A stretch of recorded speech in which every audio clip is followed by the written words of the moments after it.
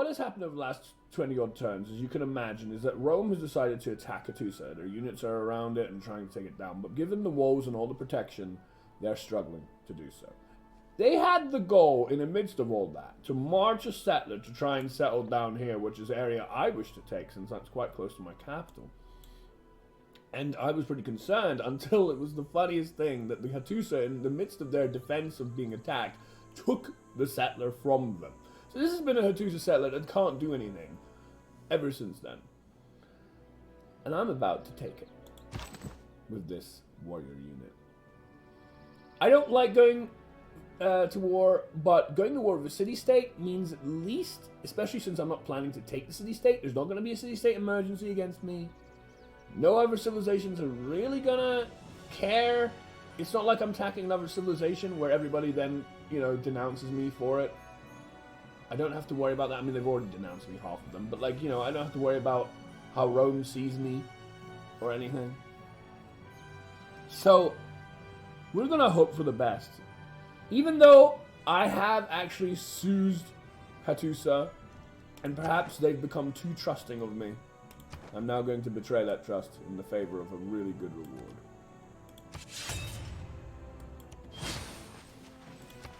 So let's see. I think only the Hattusa building, like the capital itself, can actually attack my warrior unit. And maybe I lose the warrior, maybe I don't. Let's hope for the best. So there goes Hattusa with its archers. So presumably that was the building itself. Not attacking me. Because it's too busy defending itself from Rome. So that's good.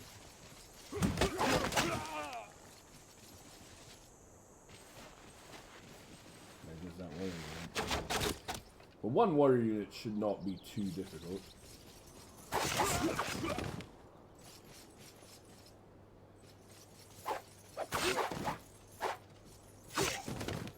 The animations are so silly. So, now that we're here, what to do next? First, escort them together so that they're safe. And then to leave. So at the moment, we have the Inca all the way over here. They're pretty far away from Amar. But for some reason, they have decided to take down Amar. Now, when they eventually get rid of all its health, they will have a choice to make. And in either case, the choice is not great for them. How do I make the most of this? Well, if they choose to take the city and keep it, then they have themselves a real difficult problem of having any form of loyalty support when they're miles away. By the way, this, if I highlight it, is actually Egypt. So there's a whole bunch of different civilizations. All, you know, Egypt's over here, Hungary's over here, I'm over here. They're a mile away from this. They're not going to be able to retain it. So for loyalty support, as long as I keep my civilizations, my cities nearby, these two particularly, high in number, I should have a great chance of just taking over through loyalty. If they choose to raise it, well, I just so happen to have monumentality on a golden age. And it is allowing me to purchase civilian units of faith. Which again, if they choose to raise it, clear the space, and I'll be a place for me to settle. Anyway, so as you can see here, I don't really need to care about Armagh. Instead, why not let Armagh get taken one way or another and make it my city by the end of it? The reason why they're choosing to kill Armagh is I made them suzerain. You are the suzerain of them, especially if they don't particularly like you. They will often destroy the city-states that you are suzerain of. If I was not suzerain of this city, I do not believe this would be happening. Especially if they were suzerain of it. But the fact that I am is encouraging these units to waste their time to do all this, which inevitably will benefit me anyway. See, look at that. They have chosen. And we can just go, okay, you want to keep this city that is 1,000,000 miles away from you? I will more than happy boost my population. These two will more than happily course it to flip over to my side. Now, it's just an example of how you should look at Civ 6 games. Civ 6 games will never, A, go to plan, and B, it will always have things that you need to think about and take the opportunity from. Okay, so we've talked about city-states and when they get taken over by another civ, and when they steal a settler, and how we can make advantages of that. Now let's look at a situation slightly different, but again very city-state oriented, with a city-state Johannesburg here, which is occupying quite valuable precious land. And then we're going to see how I can manipulate this situation to my advantage.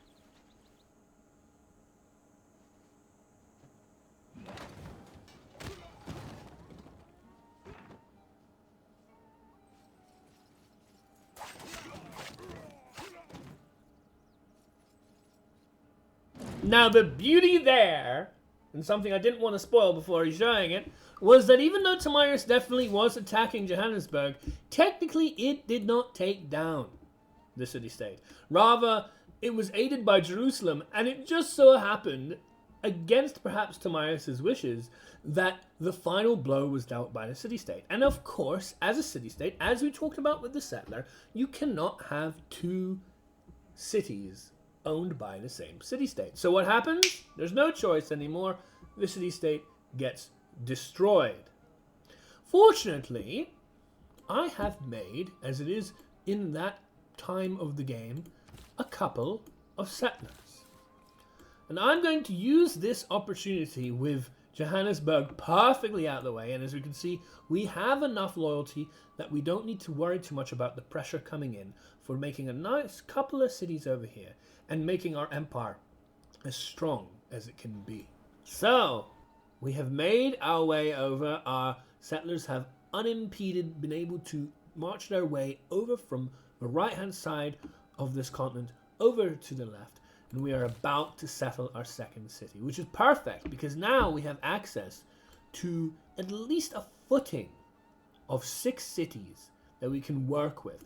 We have this settler as well that is going down to here to make this city, and we can actually see our empire in its full glory. And there it is! Without too much loyalty pressure, some of it can be alleviated with a monument. We have been able to establish where one city once held its ground, our 2 cities that can help our game advance that much better. The point I wanted to talk about right now is the moment in the game where, I want to try and see everybody, and I want to try and, there's 2 more civilizations to go find, and there's more city-states and so on. And that means that I want to be using Amani, and Amani is an awesome governor because she has this ability that whenever she establishes in a city-state, she doubles the number of envoys that we have there, which is really powerful, but unfortunately not quite powerful enough for Cahokia. We just settled in Cahokia, she just finished it, but now we can see that 3 people have 8 envoys, and I only have a measly 4. This is because one of her earlier abilities, if we look at her promotions, is that she comes assigned to a city-state, she acts as 2 envoys, so she is acting as 2 envoys, and she's doubling herself to a 4. But unfortunately, right now, we only have those 4. We don't have any others in Cahokia. And that's kind of bad for us, because if I added 2 more in, double that would be 8, and we wouldn't be able to suzerain this state for this turn. I currently have, and I have more plans as well, mapped out with pins. As I was talking about earlier, pins are a fantastic way of marking out your cities and your plans going forward. Some Cahokia mound places I would really like to start working on. We're playing on online speed, my favorite speed. It allows me to play games within relatively quick time. I don't want to spend too long on any game. I can move from one game to another. It's quite fun. But the point is, time is of the essence.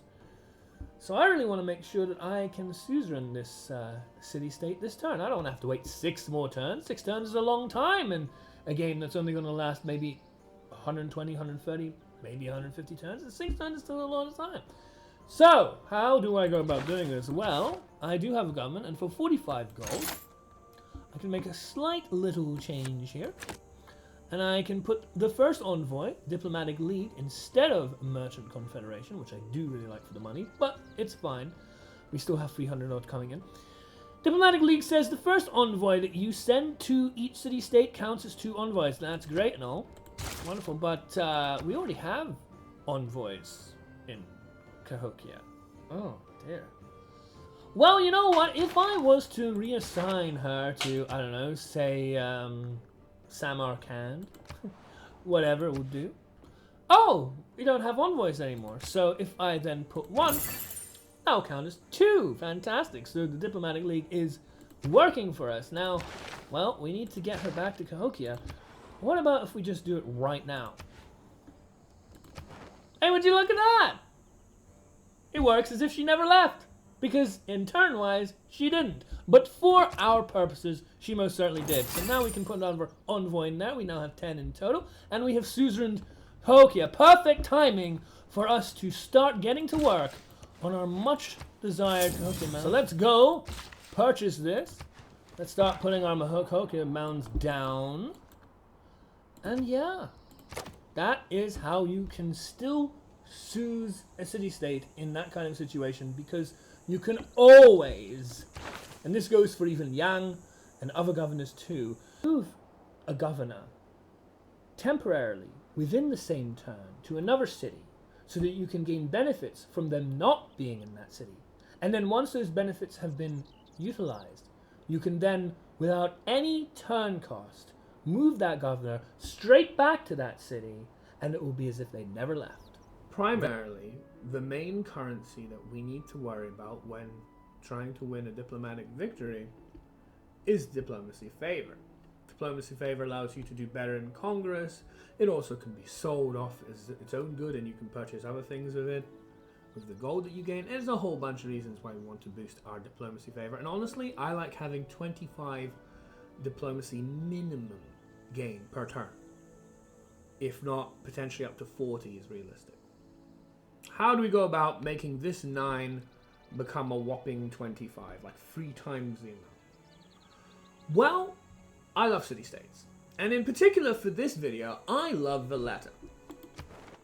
We have just researched Renaissance walls, by the way. And I have suzerainty of Valletta right now. And Valletta says that city center buildings, which can be valuable in a variety of different ways, you know, monuments,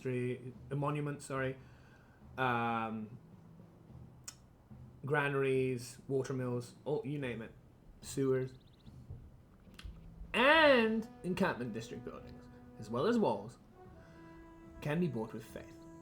Cost of purchasing ancient, medieval, and Renaissance walls is reduced, which I don't know how, because I don't know how else you're going to purchase that, but anyway, with faith at least. But they can only be bought with faith. That's still really cool. So again, 25 instead of 40, 75 instead of 110, and 105 instead of 150. That's not what I want to select. I don't know why those two didn't have buildings separated. That was also a bit weird. Whatever. So we're using about half, maybe a little more of our faith that we amassed. We'll leave this city to last. Well, this is just Renaissance wall. But we'll leave that last purchase alone. Now, we'll change it to monarchy. And you'll see here, +1 housing per level of walls, +2 diplomatic favor for every Renaissance wall, plus 50% influence points. It was 9. We're getting 2 from the government because it's a 2nd level government, 1 from suzerainty of Valletta, and 6 extra diplo favor. I'm not sure what that is. Oh, it might well be the pagodas, but that's another thing entirely. Let's switch over. Let's take that off. Where's the harbor? I like the harbor. I also like putting in the commercial hub. And now let's purchase with this. 150. As you see, it was 105, and now it's 150. With the difference between theocracy and monarchy, which is supposed to be only 10%, but obviously 10% is only 15, which would make it 135. I don't know what that's about. Anyway, and look, not quite 25 yet, but much, much better, because we have 6 cities. 6 times 2 is 12. 12 plus 9 is 21. We now have a reasonable amount of Diplo favor coming in per turn. So that's a very, very quick and easy, once you get there, way of in one turn more than doubling your diplomatic favor turnover per turn, which is going to be really important for the upcoming Congress that we have in about 10